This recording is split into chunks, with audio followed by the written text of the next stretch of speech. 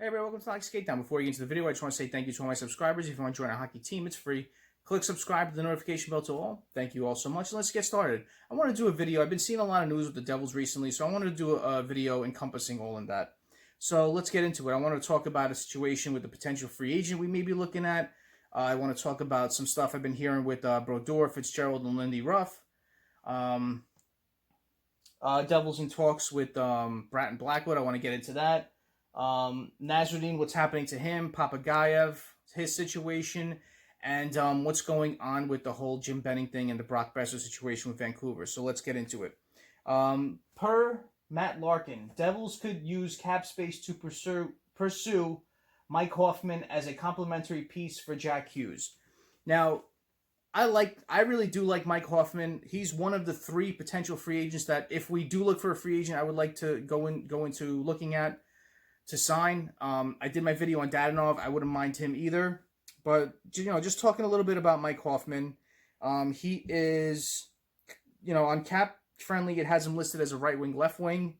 Current cap hit is a 5.187. He's a free agent at year's end. He's 30 years old. And just get into his last couple years.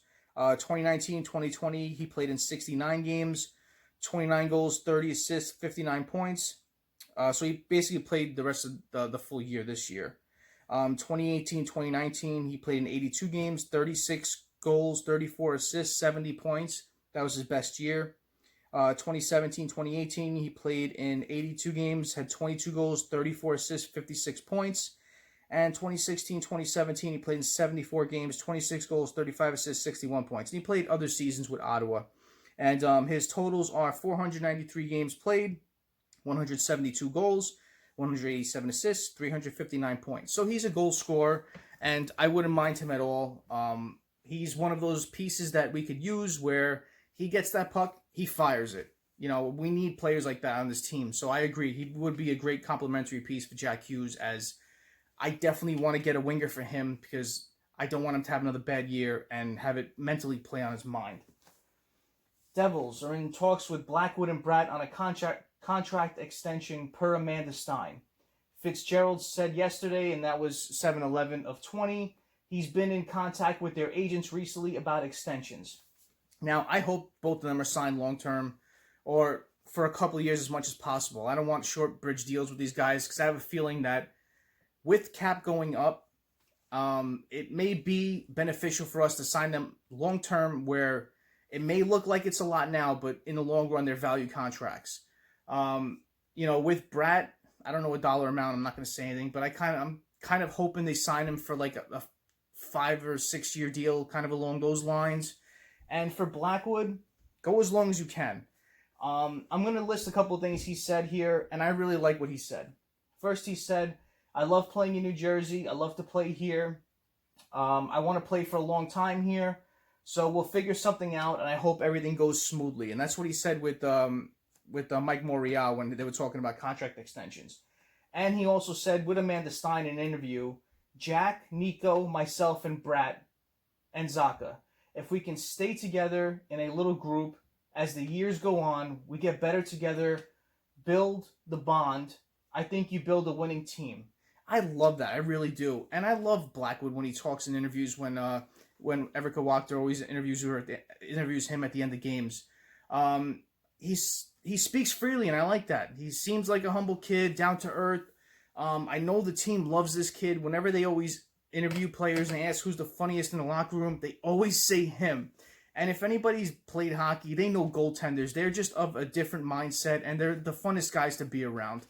So I hope Blackwood's around for a while. I love watching him play this past year especially. He did take leaps and bounds in his development. He's peppered with shots on a nightly basis whenever he played, and it was for a lot of shots for every game, and he still remained sharp. So this kid is getting better, and that we have Brodeur in our system to help and guide him with any questions he has, that's just phenomenal. And I know he sees something in him, as all the fans do, and I hope he's brought back for a long time.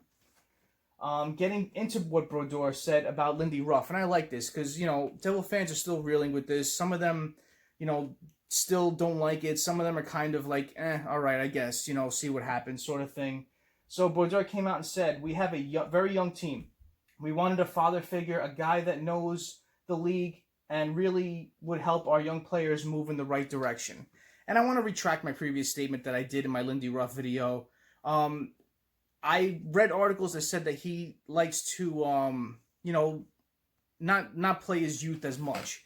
And when you're hearing him talk in this, when you're hearing Fitzgerald talk, they know our youth is our future, and you have to play them and develop them right. And Lindy Ruff is even preaching that as well. So I'm kind of okay with it now. I want to see what happens with it. So hopefully he can do well with us. But he said something really cool. He said, I'm looking to build in the rest of the pieces and take this team in the right direction. Get in the playoffs and go from there. Ready to develop a young Devils team. And I like the way he said that. I really did. And, watching his press conference, getting to know him a little bit. Because I've always known of him coaching Buffalo and all those other teams.